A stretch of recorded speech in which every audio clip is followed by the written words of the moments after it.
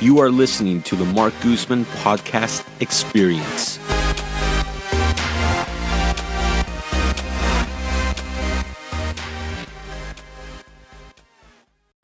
Hey everyone, welcome to another episode of Ask Marc Anything, and thanks for your patience in waiting around for the Facebook Live, but we're ready to get rolling here. So we've got a few questions here. Again, like I said before in one of the last episodes, I want to get back to doing Ask Marc Anything episodes because it really allows for me to showcase my knowledge and really provide you guys value. So if you have any questions, feel free to email me, leave them in the comments below, and we'll go ahead, collect the questions, and answer them in future episodes. So, Sam, let's go ahead and start with the very first question.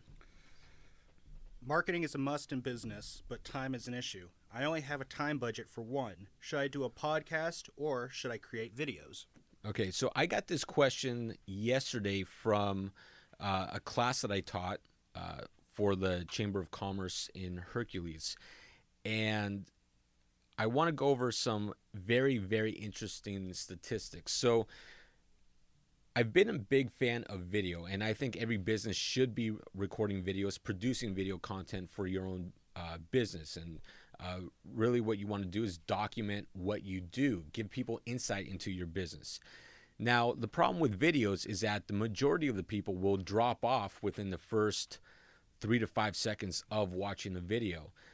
Attention spans are not that long, and there's a lot of content online, and so to really capture people is really difficult. I'm a huge fan of podcasting, and right now we have Facebook Live, but what we do is we extract the audio from all the videos that we create, and it goes onto a podcast. And there was a research group that put together some really good data on podcasting, and the one thing that really caught my attention is that 44% of podcast listeners listen to most of the episode, and 43% listen to the entire episode. And so you have literally 87% of people that listen to podcasts listening to the majority of what you have to say. That's not something that you find in videos or any other type of content out there. It's really good data. People listen to everything that you have to say, your guests, sponsors. It was really eye-opener to me, and I really recommend for anyone to start marketing via a podcast. You really have to put yourself out there, and there's a ton of different ways how you can create a podcast. You can do one where you interview local people in your neighborhood and in your city. That's a very popular one to do if your business is really more of a local business. Now, if you have a business that can be regional, statewide, nationwide, or globally, now you can really expand your guest list if you're going to create a podcast that does interview style. But you can really create a podcast around anything that you're passionate about. There is an attorney that did a podcast regarding or about golfing because he loves to golf, and many golfers have much higher disposable incomes that can afford attorney fees. So he created a podcast around golf, and in turn, those followers find out that he's an attorney, and he builds up his business that way. I self-manage my rentals, but I am looking for new property management software to help get me organized. What software do you recommend? The software that I use right now is called AppFolio. They're a really big company. They've been around for a few years. They went IPO, I want to say 1 or 2 years ago, and they're doing phenomenal. I love their software because there's updates almost every week, and it's always 1, 2, or 3 different updates with great features to add on. It's one complete platform that allows you to do everything from managing units, accounting, reporting, etc. But it is meant for big management clients. The bigger you are, the more valuable it becomes, and it can get pretty pricey and expensive. One other alternative, especially if you self-manage your rentals, you want to go with a company and really look into them, a company called RentZend, and they specialize in creating the software based around just your phone.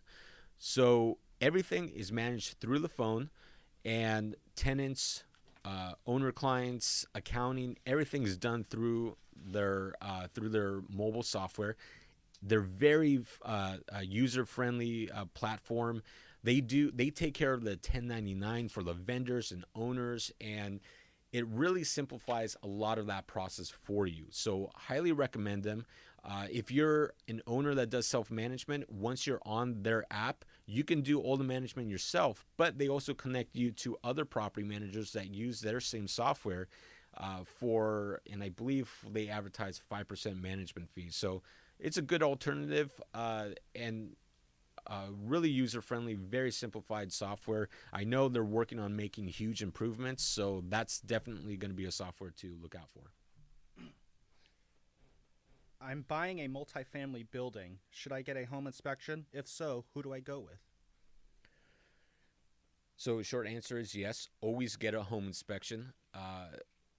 Now, you want to get a home inspection because when you're buying any property, you never quite know what you're buying until you get that home inspection back. Home inspector is going to go through, so many people associate a home inspection with a single family residential purchase. So the home inspector goes through any attic space, crawl space, they check out the electrical, they look for leaks, they'll check the roof, they check windows, doors, plumbing, they check every component of a property and report back to you on any defects or any items, any informational items to look out for in the future.